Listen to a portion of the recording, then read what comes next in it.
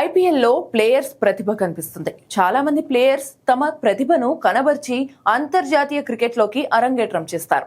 కొందరు star players రాణించలేకపోతారు. దీంతో fans fire అవుతారు. ఇలాగే ఐపీఎల్ 2026 సీజన్లో Lucknow super giants star batter Nicholas Pooran వరుస వైఫల్యాలు ఇప్పుడు పెను వివాదానికి దారితీస్తున్నాయి. రాయల్ ఛాలెంజర్స్ బెంగళూరుతో జరిగిన మ్యాచ్లో పూరన్ మరోసారి విఫలమయ్యాడు.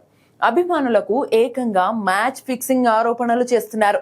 ఈ సీజన్లో లక్నో ఇప్పటి వరకు 2 విజయాలు సాధించినప్పటికీ అవి బౌలర్ల పుణ్యమేనని, బ్యాటర్లు మాత్రం జట్టును నెట్ట నిలువున ముంచుతున్నారని విమర్శలు వెల్లువెత్తుతున్నాయి. ముఖ్యంగా ఎల్ఎస్జీలో నికోలస్ పూరన్ ఫామ్ జట్టుకు పెద్ద తలనొప్పిగా మారింది. ఈ సీజన్లో ఇప్పటి వరకు 5 మ్యాచ్లు ఆడిన పూరన్ కేవలం 42 పరుగులు మాత్రమే చేశాడు. గత సీజన్లలో 175 నుంచి 200 స్ట్రైక్ రేట్తో బౌలర్లను భయపెట్టిన పూరన్ ఇప్పుడు కనీసం 80 స్ట్రైక్ రేట్ సైతం నమోదు చేయలేకపోతుండటం అందరినీ ఆశ్చర్యపరుస్తోంది. ఆర్సీబీతో జరిగిన మ్యాచ్లో 7 బంతులు ఎదుర్కొన్న పూరన్ కేవలం ఒకే ఒక్క పరుగు చేసి జోష్ హాజిల్వుడ్ బౌలింగ్లో క్లీన్ బౌల్డ్ అయ్యాడు. పరుగులు రాకపోవడం ఒక ఎత్తైతే కనీసం పరుగులు చేయాలనే కసి కూడా అతనిలో కనిపించడం లేదని విశ్లేషకులు భావిస్తున్నారు. అయితే ఈ వైఫల్యాల వెనుక ఒక ఆసక్తికరమైన కారణం ఉందని చర్చ సోషల్ మీడియాలో జరుగుతోంది.